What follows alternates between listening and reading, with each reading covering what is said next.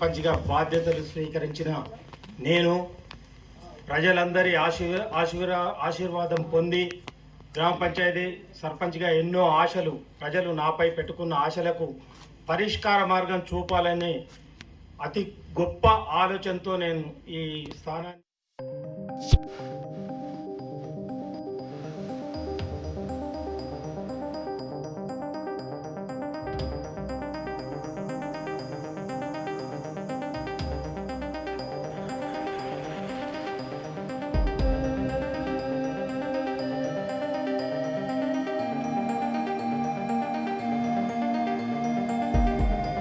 సమస్యలు గ్రామంలో తిరుగుతుంటే ఒక్కొక్కటిగా మా దృష్టికి అన్నీ వచ్చినాయి. ప్రధాన సమస్య డ్రింకింగ్ వాటర్ అనుకోండి, స్ట్రీట్ లైట్లు అనుకోండి, అది పారిశుద్ధ్యం అనుకోండి, ఇవన్నీ కూడా ప్రధాన సమస్యగా మారినాయి. ఇవన్నీ కూడా అతి తొందరగా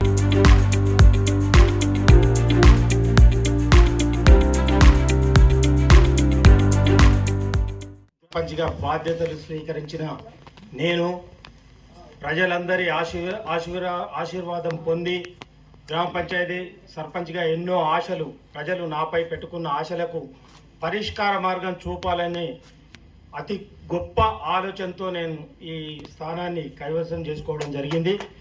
దీనికి మీరందరూ కూడా గ్రామ ప్రజలైతేంది, మా వేదిక మీద ఉన్న మా సభ్యులైనా, ఉప సర్పంచ్ అయినా, రాబోయే కాలంలో ఎంపీటీసీ కూడా వస్తాడేమో, వారు కూడా నాకు పూర్తి సహాయ సహకారాలు ఇవ్వాలని చెప్పి ప్రజలలో నన్ను మీలో ఒకరిగా భావించి నాకు సహకారం అందియాలని చెప్పి కోరుకుంటూ, గ్రామానికి ఉన్న సమస్యలు గ్రామంలో తిరుగుతుంటే ఒక్కొక్కటిగా మా దృష్టికి అన్నీ వచ్చినాయి.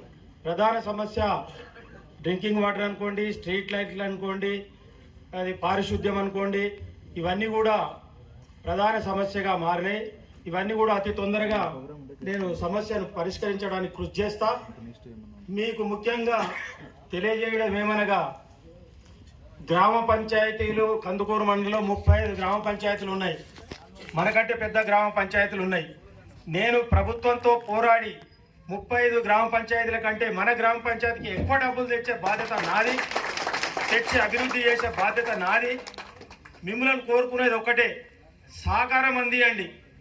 మీరు సహకారం అందిస్తే ఇక్కడొద్దు, అక్కడొద్దు, ఇదొద్దు, అదొద్దు అనే కొర్రీలు పెట్టకుండా మంచి మనసుతోని మీరు సహకారం అందిస్తే ఎంతవరకైనా కానీ చేసేందుకు నేను సిద్ధంగా ఉన్నా. ఇది ఆఖరి అవకాశం, మన గ్రామానికి ఆఖరి అవకాశం.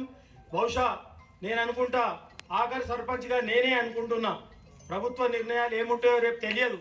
ఈ అవకాశాన్ని చేజారగొట్టకుండా ప్రతి పనికి నాకు సహకారం అందిస్తే గట్టిగా పనిచేసి ఇదిరా సర్పంచ్ అంటే ఇది, పని అంటే ఇది అనిపించుకోవడానికి నేను ముందుంటా.